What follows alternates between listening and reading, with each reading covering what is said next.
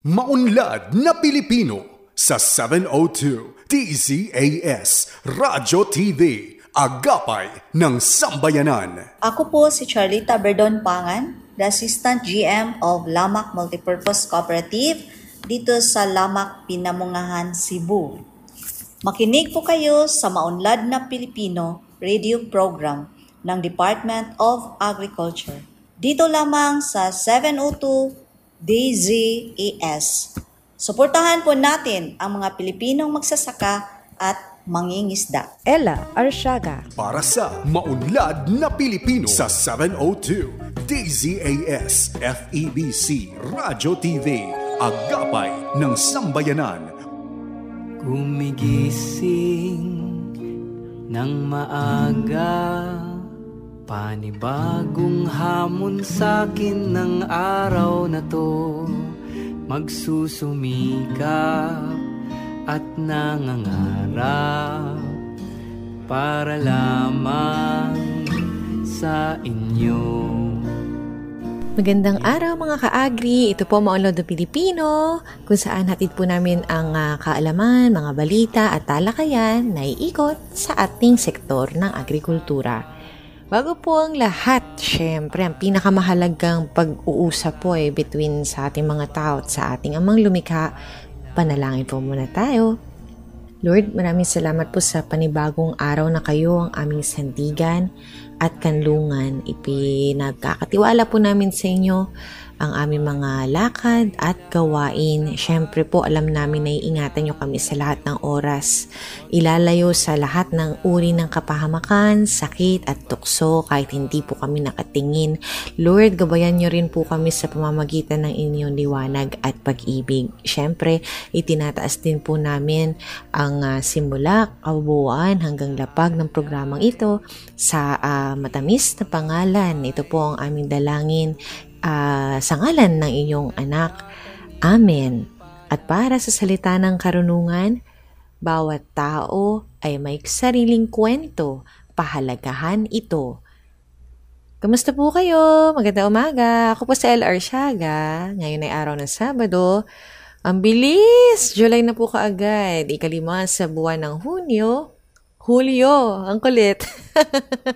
July 5, 2025. Ayun nga po, no? So, it's just a new month na tayo'y magkakasama po ulit. Welcome po sa Season 7, Episode 27 ng Maunlad na Pilipino dito sa 702 DZAS FEBC Radio TV, Agapay ng Sambayanan. Sa mga kakatune in pa lamang po, accessible tayo via online streaming ng dzas.febc.ph. Ganyan din po sa pamamagitan ng Facebook sa 702 DZAS FEBC Radio TV Facebook page. At sa mga nakikinig po sa kanilang mga radyo, lalo na po yung mga tinatawag na personal missionary radios. Sa talapitang 702 po tayo sa AM band. And of course, I would like to greet po ulit iulitin ko na lang siguro. Kasi po baka hindi po nakapakinig ang pamilyang ito last time na nabanggit ko po sila. So ito po ulit, greeting sa ating mga taga-subaybay mula sa Bulacan, ang Itulid family. Special mention po kay Ma'am Tess Paraiso Itulid. So, good morning po sa inyo ulit, Ma'am, sa inyong buong family. Thank you so much po for listening to our program.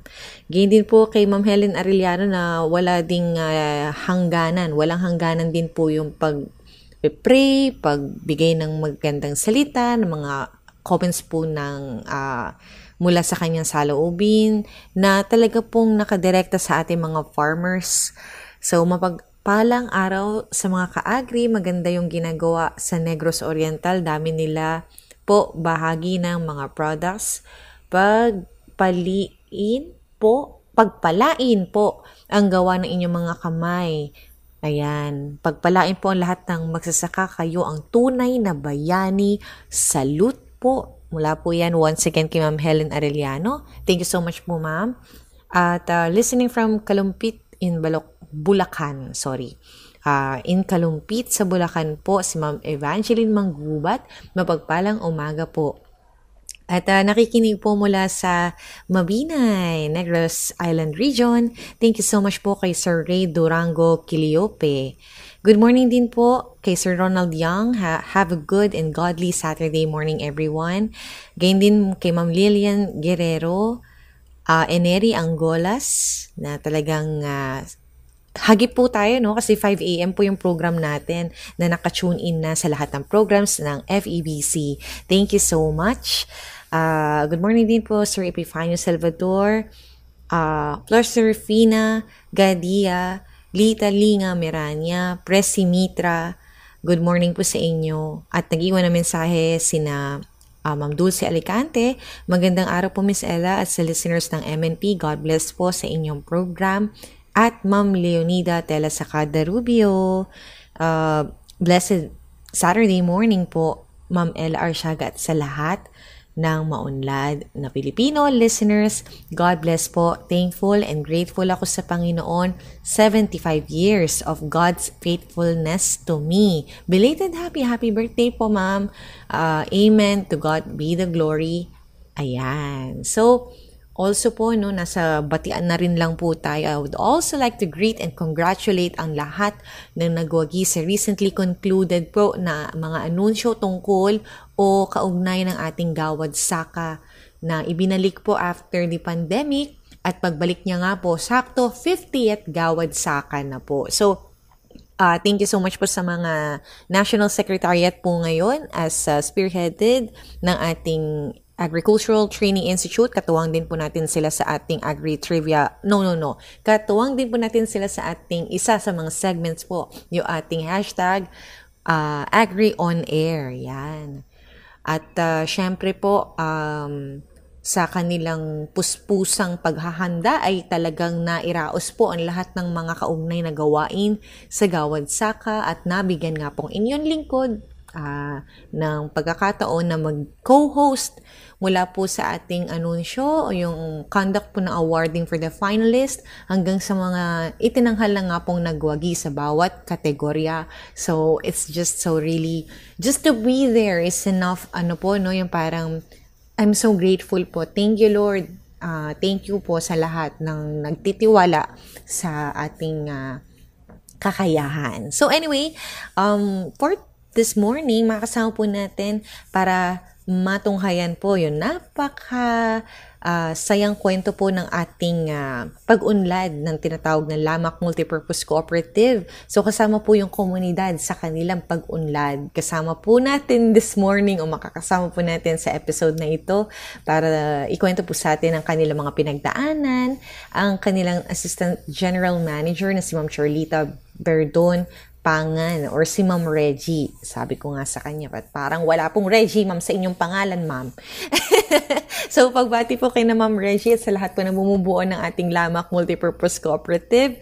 Gayon din po sa ating mga kasamahan sa Regional Agriculture and Fisheries Information Section sa Central Visayas. Lalong-lalo na po kay na Ma'am Che de la Victoria at J. Miko na ating nakasama po sa ating visit.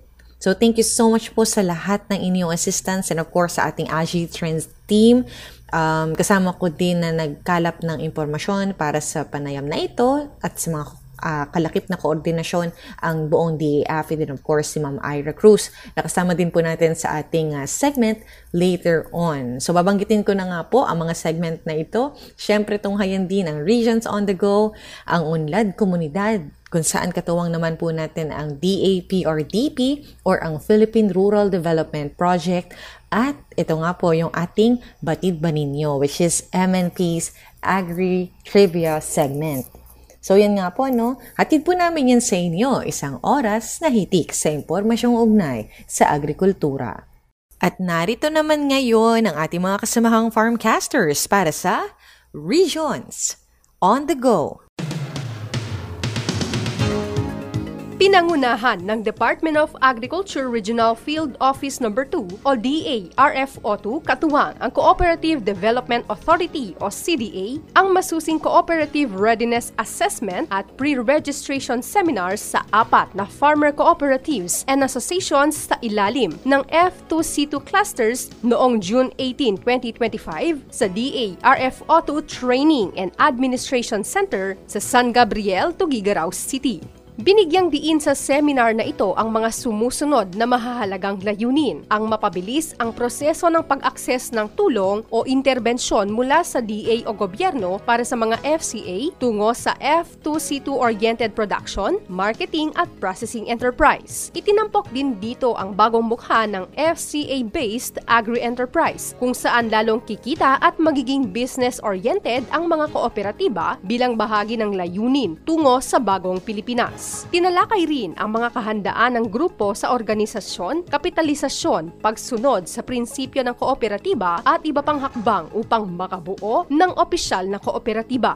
Ang mga makakapasa ay irerekomenda sa CDA para sa formal na pagpaparehistro. Samantala, sa kasalukuyan, ay mayroong 88 F2C2 cluster sa Region 2 na sumasaklaw sa kabuuang 90,610 hectares at may 53,937 farmer members.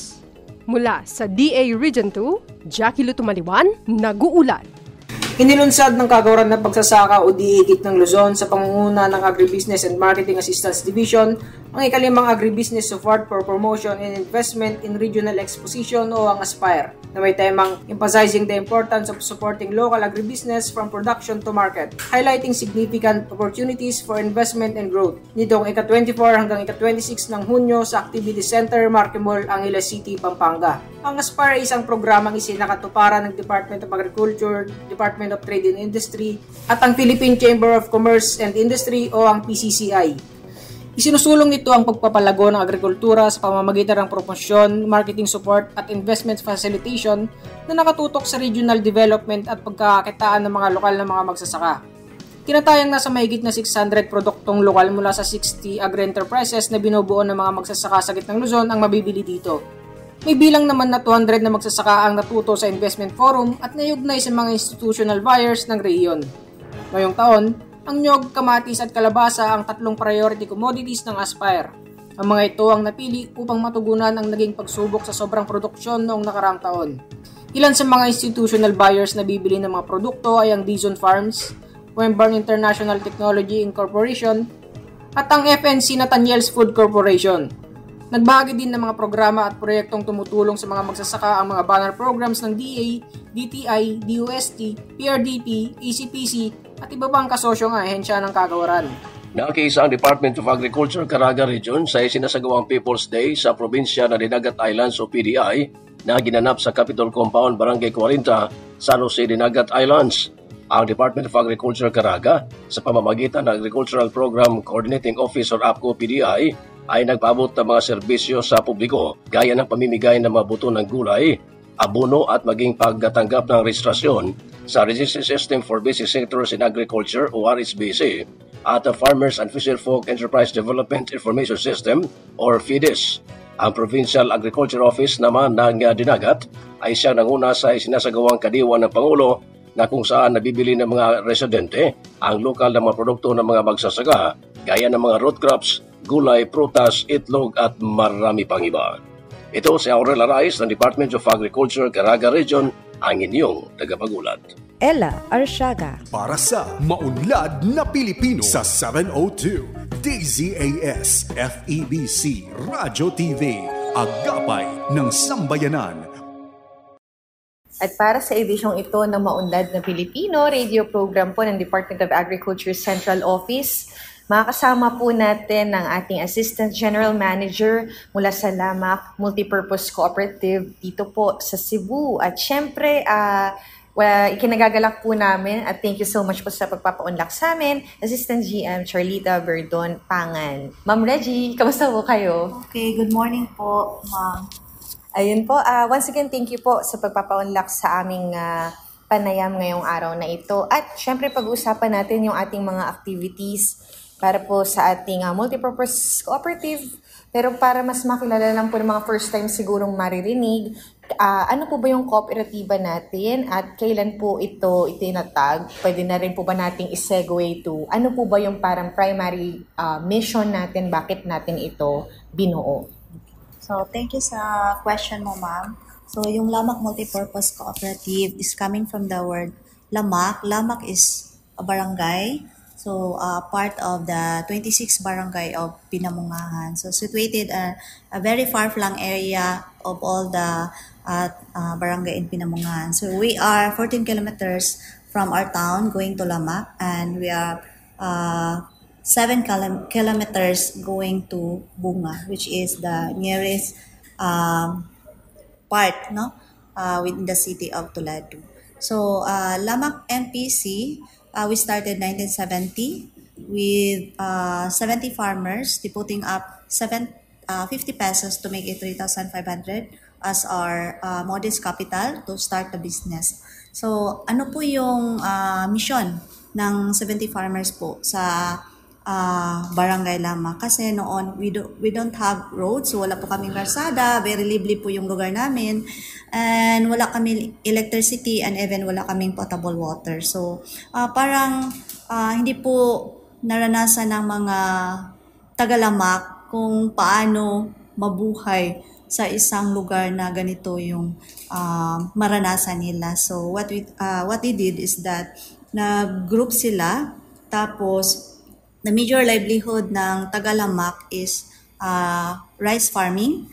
So, ang pinaka-need nila sa lugar na yan is the farm inputs, wherein mahirap bili ng farm inputs because they have to walk 14 kilometers going to the town. So, kaya nag-put up siya ng consumer store. We call it Lamak Samangnayon. That's Marcos era. So, after the nakarinig sila ng orientation about that organization. So, nag-put up sila ng Lamak Samangnayon. That's a consumer store selling primarily the farm inputs needed for the farmers in the entire community. So, wala pong, sabi nila, itong kapital na ito, so ano pong gagawin natin? So, kaya ito yung kapital na to start the business. Tapos, yung sabi nila, sino naman yung mag-manage sa ating store? So, wala po silang isusweldo, kaya they offer themselves as a voluntary. So, every day, so iba-iba yung magtitinda. Monday, iba, Tuesday, Wednesday, and so on. So, kaya po, naisip nila kasi wala tayong karsada, so sabi nila, ay magtatap tayo sa government agency. So, luckily, so, nakaisip po sila, so, na-realize po yung road concreting. Barangay Lamak is a valley, so, meron kaming bukid, no? So, tinitibak namin yung bukid just to pass going to Lutupan. Okay, so, and then, next is wala kaming electricity, so, dapat nag-partner po kami ng ibang mga agencies, so, we tap the Cibico in Toledo, with the leadership of Father Paking. So, sabi ni Father Paking, sige, meron akong mga poste. So, kayo na po yung magtatayo. So, sabi nila because the value of volunteerism is very, makikita talaga yung sa mga tao sa Lamak. So, sila po nagtatayo ng poste, and then, yung mga asawa nila, sila po yung nag-prepare ng food, no, for them. So, kaya, na-energize yung community. And the next is wala kaming potable water. So, we have several caves, no? So, kami po yung nang-manage ng, isa sa mga source ng water is the cave, and then, yung kooperatiba po ang nagmamanage ng water system in partnership with the barangay. Okay? Ayun. So, po nung natin, no? Kwento, umpisa pa lang, unang tanong pa lang, yung community natin, sabi nyo nga, Ma'am Reggie, na energized po sila na maging bahagi ng, kumbaga, yung challenges na meron, specifically for Lamak, kasi nga hindi siya ganun ka-accessible, yung kuryente din, may challenge tayo doon. Sa tubig, meron tayong resource, pero yun nga, hindi siya ganun ka, well into place pa for Lamac. And doon po sa ating community store, ma'am, di ba yung 3,500 na nag-start tayo, mga ilang taon po ang inabot before siya, kumbaga, sa masasabi natin in business terms, nagkaroon na siya ng return of investment.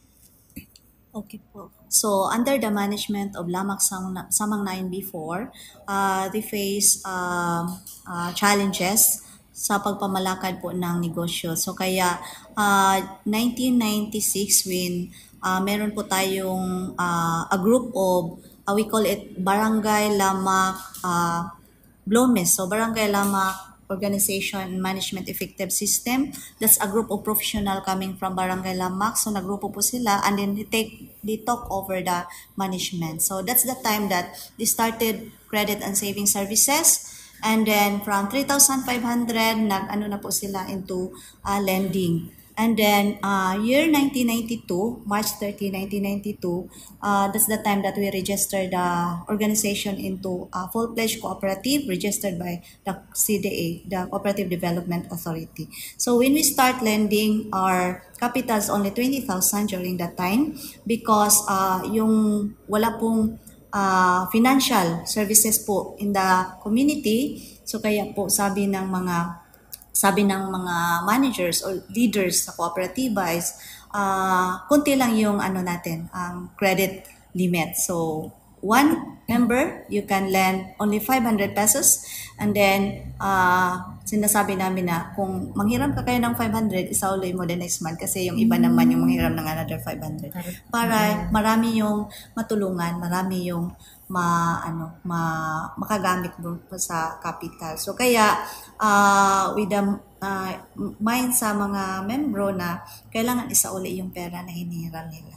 So over time, during that time, when we started microfinance in March 2000, so that's the time that we expand to town. So from the barangay, we expand to town, and then we launched the first member savings operation. So during that time that we launched the MSO in town, so we generate almost 200,000 during that time. That 200,000 is very instrumental to start into credit and savings and into the microfinance. So we tend to start the individual lending, which is the Torco type lending. We call it an express loan. Yung daily po yung payment every day. So then from the barangay, we expand to the town. So that's the time that the people in town also join the cooperative. Okay. Then most helpful na intervention po in terms of credit and savings when we partner the Land Bank. Yeah. So Land Bank grant us an initial credit line of 1 million to start our business, and nagbili po kami ng hauling truck. Kasi dito, yung hauling truck, siya yung parang ambulansya. So siya yung sasakyan, may masakit kasi we're very far from here to the hospital. So under the leadership of our GM, Ma'am Ellen Limocon, kasi siya yung pioneer na GM or president during that time. So, sabi niya, kasi midwife siya, so kung may magpaparesita po ng, magbigay po siya ng resita sa mga tao na sabihin niya na ito yung bilhin mo na gamot. So, ang next na question is, ibabalik sa kanya yung resita. Sabi ng member sa tao, saan kami kumukuha ng pera? Wala kaming pera. So kaya nag-thank po yung GM natin ni Ma'am Ellen kung paano sila matulungan. Kaya nag-create kami ng lending services. And kasi midwife din siya, so pag may emergency, yung hauling truck namin na ginagamit to haul mga produce coming from Barangay Lamac, hindi lang ito sasakyan sa mga produkto, no? From here sa mga saging doon sa city, but then ito po din ginagamit na parang ambulansya na din sa mga member dito sa Barangay Lamac. Multipurpose, so, hauling talaga. Hindi lang yung cooperative, yung multipurpose natin, ma'am. Okay, sandali lang, magbabalik ang maunlad na Pilipino makalipas ang ilang sandali.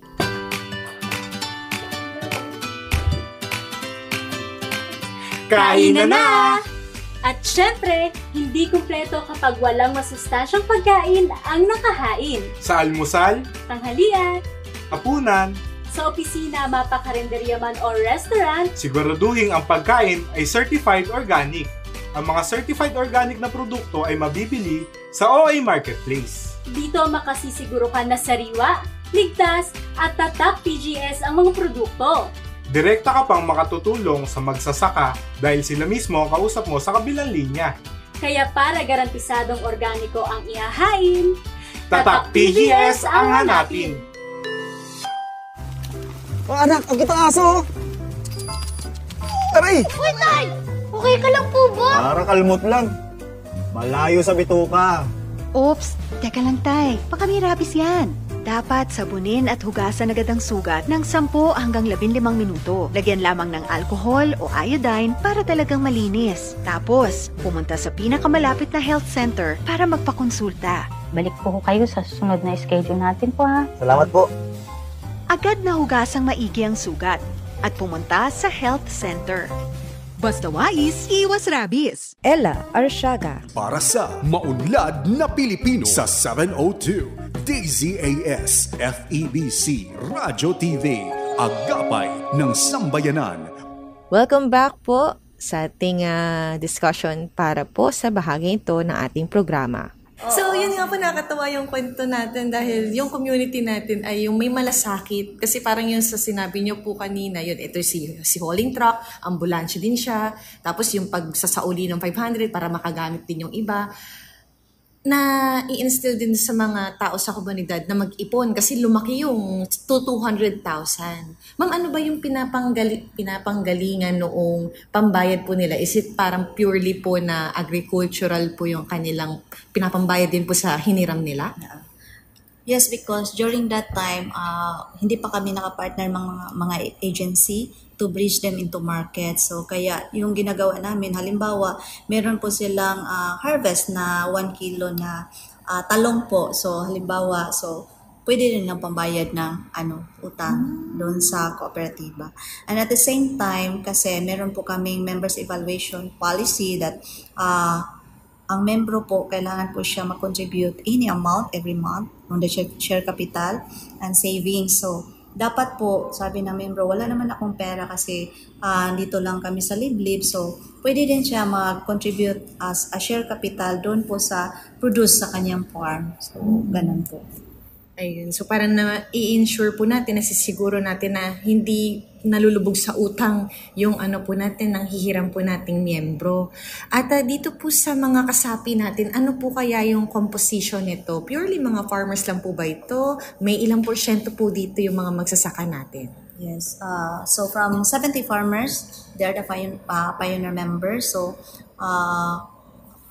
from 70 farmers, right now we already have 154,000 members, wherein 60% are farmers coming from different regions and even different doon na sa ibang lugar. Like we are operating Cebu, Bohol, Negros, Leyte, and Iloilo, and as well as Bukidnon. Mm-hmm.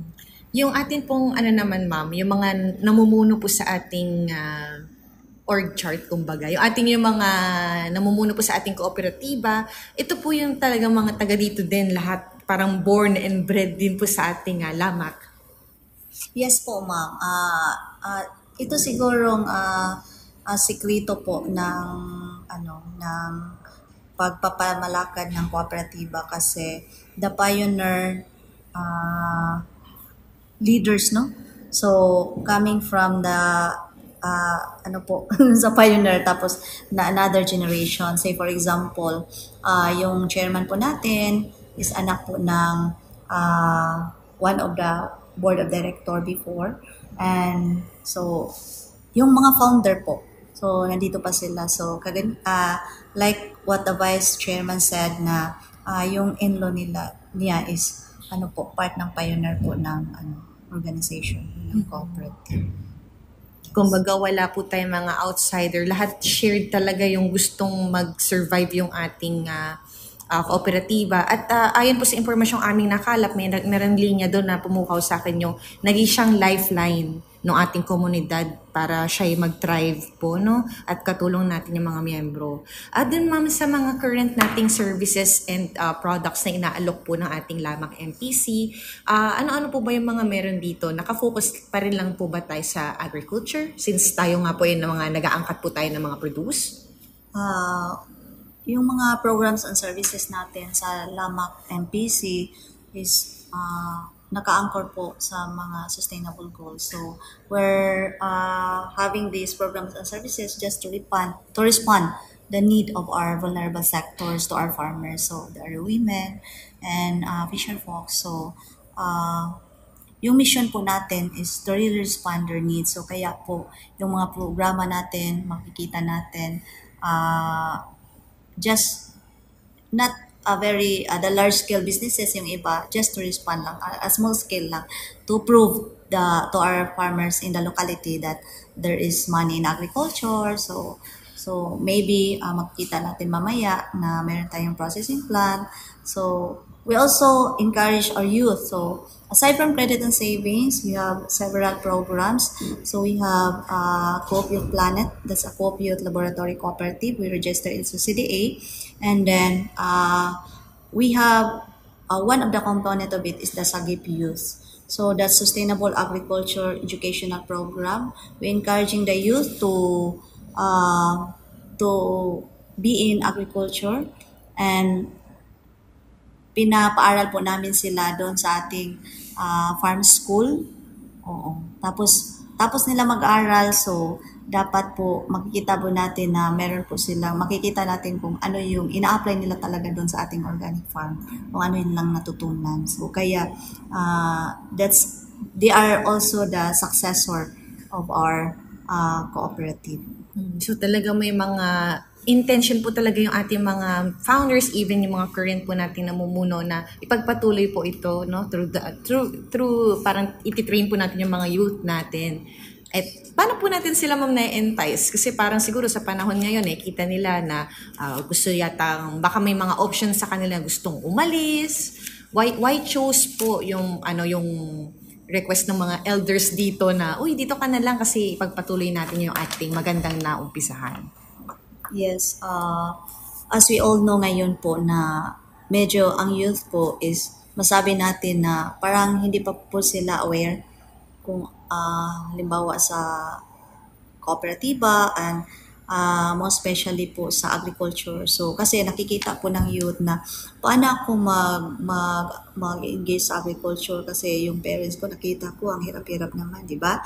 Oo. So kaya we have to start po na ma-change yung mind po ng mga youth that there's always pera po sa agriculture. So halimbawa ngayon, when we started partnering Philippine Carabao Center, and we started a group of mga group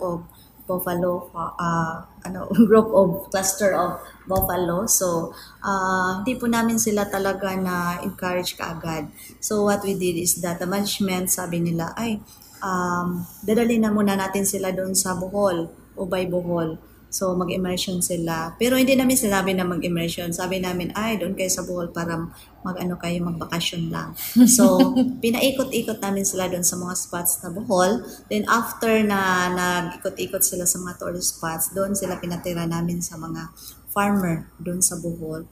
When that farmer, nag-take care po ng mga buffaloes. So, mga 5 buffaloes, I think, in one family. So, doon po na, farmer-to-farmer interaction. Kasi pag kami yung magsabi sa kanila, sabi nila, bakit kayo magsabi? Wala naman kayong makita, no? So, hindi po sila maniwala. So, kaya, nag-farmer-to-farmer interaction sila doon. So, nakita nila yung ang bahay ng farmer na doon po may mga, may nakapost na nag-graduate na yung mga anak nila, just as simple lang na ma-educate po lahat. So, kaya nga, pagdating nila dito, na-encourage na po sila mag-join po sa cluster. So, right now, we already have dairy cluster of farmers.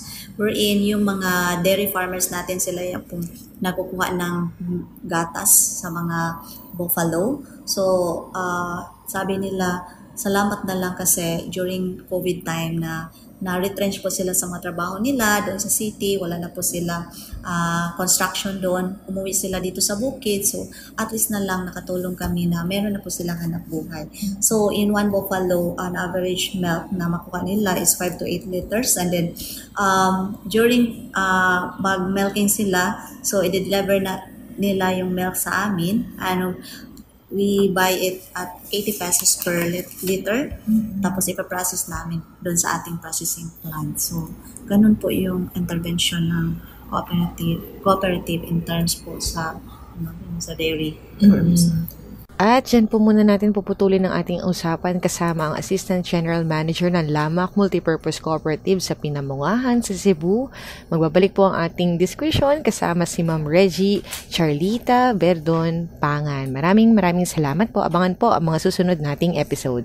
At narito naman ang Unlad Komunidad o UK. Katuwang po natin dito ang Philippine Rural Development Project at makasama natin sa araw na ito si Bex May P. Humauas, manunulat mula sa RPC 07.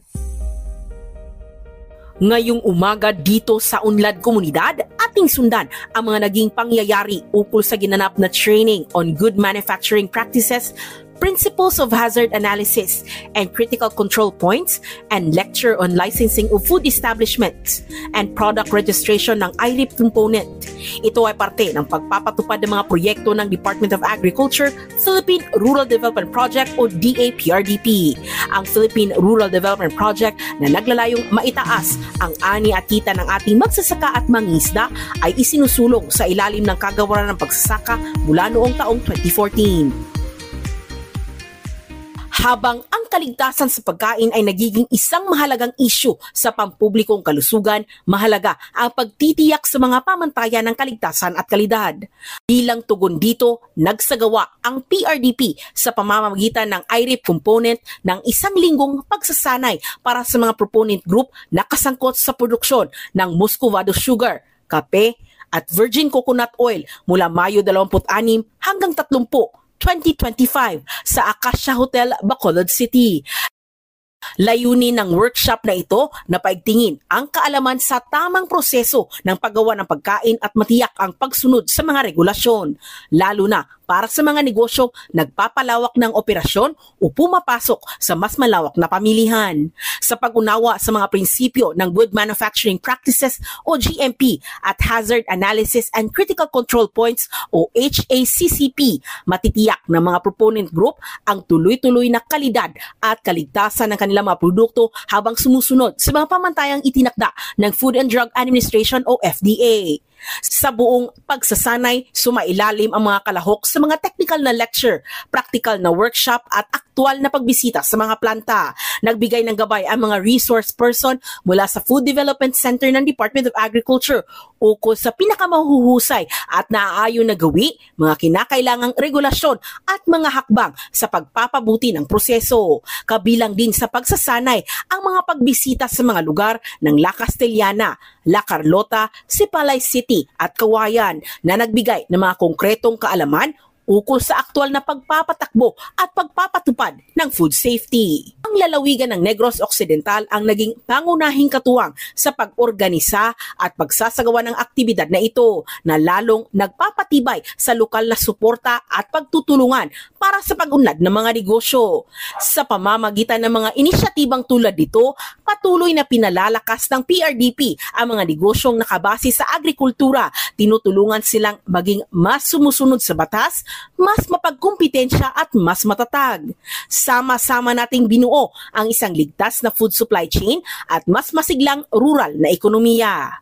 Para sa iba pang mga proyekto ng DAPRDP, patuloy na makinig dito sa Unlad Komunidad, ang programa sa radyo ng Department of Agriculture, Philippine Rural Development Project, Enabling Communities, Expanding Opportunities.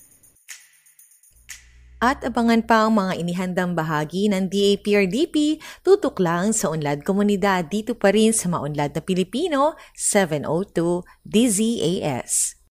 At hatid po sa atin ni Binibining Ira Cruz ang ating Agri-Trivia segment.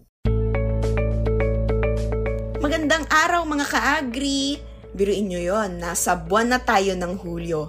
Ito na naman po ang ating Agri-Trivia segment. ang batid ba ninyo? Batid ba ninyo na ngayong buwan ng Hulyo ay ipinagdiriwang natin ang National Disaster Resilience Month? Kaya naman pinasinayaan na ng Department of Agriculture o DA ang pagsisimula ng selebrasyon noong Hulyo 1 sa DA Central Office bilang bahagi ng pagpapalakas ng kahandaan ng sektor ng agrikultura at pangisdaan laban sa mga sakuna.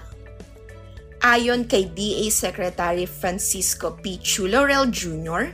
na idineliver ni Undersecretary Roger Navarro, sinimulan na ng kagawaran ang paggawa ng contingency plan on food at public service continuity plan upang matiyak ang supply ng pagkain at tuloy-tuloy na serbisyo kahit sa gitna ng malalakas na lindol at iba pang kalamidad.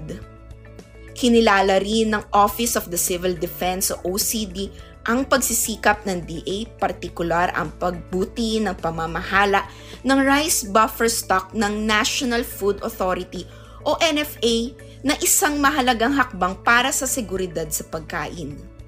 Sa temang kumikilos para sa kahandaan, kaligtasan at katatagan, sinusuportahan ng DA ang kolektibong pagkilos ng mga Pilipino para sa kaligtasan at katatagan ng bawat komunidad.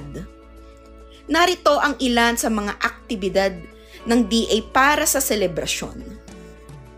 So, ang kick-off ay nangyari na noong Hulyo 1 sa DA Central Office dyan sa lobby. Ang DA NDRM exhibit ay makikita natin mula Hulyo 1 hanggang July 4, 2025 sa DA lobby.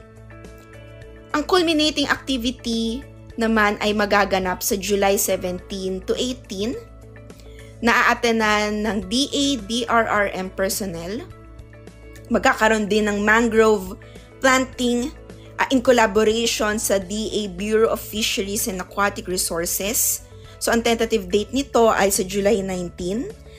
Naaatenan ng personnel mula sa DA. Magkakaroon din ng standard first aid training in collaboration sa DAHRDD mula Hulyo 21 to 22. Naaatenan din ng DA Central Office personnel. Ang GIS and Canva workshop naman ay magaganap naman sa July 21 to 25. At syempre, para sa publiko ay abangan natin ang iba't ibang mga series of online postings kaugnay sa success stories, initiatives, and activities sa disaster risk and reduction management at iba pang disaster risk resilience related facts and information. So makikita natin ito sa website ng DA, da.gov.ph at sa Facebook ng DA, which is DA Central Philippines. At iyan ang ating Agri-Trivia segment. Muli ito po si Ira Cruz. Ayan, and since pumasok na nga po ang buwan ng Hulyo, idineklara po ni Pangulong Ferdinand R. Marcos Jr. ang buwan ng Hulyo ng bawat taon bilang Philippine Agriculturists Month. Ito po ay upang kilalanin ang dedikasyon ng mga agriculturist at itaas ang kamalayan hinggil sa kahalagahan ng sektor sa agrikultura. Yan nga po, no, sa pagbati po sa ating mga colleagues na agriculturists, nawa po mas marami pang mga kabataan ang ma-entice sa ating sektor ng agrikultura, may kinabukasan dito. Okay? At alinsunod din po sa Executive Order number 29, Series of 2017, ang mga tanggapan at institusyon ng pamahalaan na may kinalaman sa disaster risk reduction and management ay inaatasan po. So, every year to join yung tinatawag pong National Disaster Resilience Month tuwing buwan din po ng Hulyo. Bahagi ng paunang aktibidad po nito sa DA ay ang paglulunsad ng exhibit para po sa NDRM.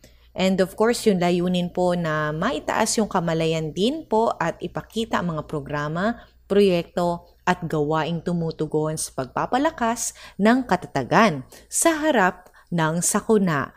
So, this month, ano po, ang ating Philippine Agriculturists Month, and of course, ang ating National Disaster Resilience Month. So, ayan ang ating additional batid pa ninyo para sa araw na ito. Muli, maraming salamat po sa opportunity na kayo ay aming mapaglingkuran. Ang MNP ay programang pangradyo hatid sa inyo ng Department of Agriculture, Agriculture and Fisheries Information Division. At para sa pagkain kaisipan, mula sa aklat ng mga awit, Kabanata 121, 121, talata 7 hanggang 8.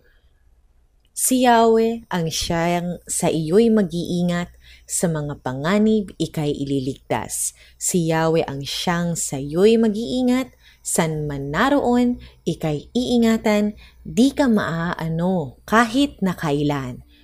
Mula po sa Department of Agriculture, inyo pong napakinggan ang edisyong ito ng Maundada Pilipino dito sa 702 DZAS FEBC Radio TV, Agapay ng Sambayanan, na mahimpilan sa Ortigas Center, Pasig City.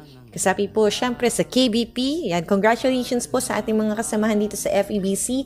At also po sa amin sa Regional Agriculture and Fisheries Information Section Central Luzon na nagkamit po ng mga parangal mula sa recently concluded naman po na Golden Dove Awards ng KBP. Sana all, baka po may mag-nominate sa amin dyan. Siyempre, hindi po kami malulungkot kung ganun, di po ba? So once again, we would like to thank ang aming DZAS family na katuwang namin sa bawat episode na inihatid po namin sa inyo. And of course, sa inyo po na nakikinig sa oras na ito, we are so happy that you are able to be with us this morning. Magbabalik po kami ulit next Saturday. Samahan nyo kami ulit sa ganap na ika-5 hanggang 6 ng umaga. Siyempre po, katuwang po ang lahat ng aming mga kasama sa programang ito. Siyempre, kasama po dyan si Ma'am Ira Cruz. Ito po ang Maundada Pilipino. Hanggang sa muli, magtanim ng pangarap, mag-ani ng tagumpay para sa masaganang bagong Pilipinas. Ako po, si Ella Arsiaga. Enjoy the rest of the weekend! Maunlad na Pilipino sa 702 DZAS Radio TV, Agapay ng Sambayanan.